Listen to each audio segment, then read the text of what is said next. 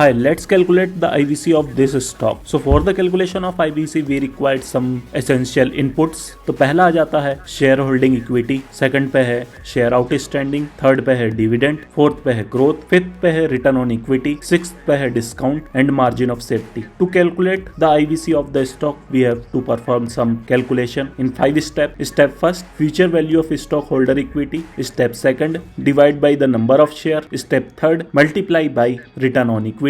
Step 4, divide by discount. Step 5, net present value. Now check out the profit and loss statement with some essentials. So first we have to check net growth, sales growth, OPM, price to earning. After this, just put down the fixed asset expenditure value and remove the negative sign from it to calculate the perfect value.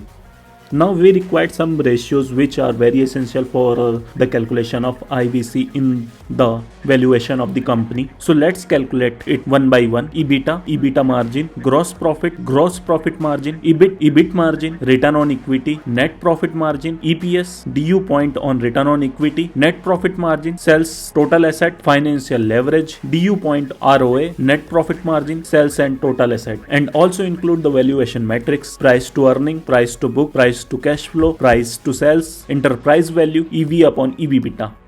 Now we have to check the performance of the stock or performance of the company from the sheet. Just check out net profit, dividend payout, retained earning, and also inspect the stock CAGR of 10 years and stock CAGR of 5 years, which includes the profit after tax and capital employed ratios.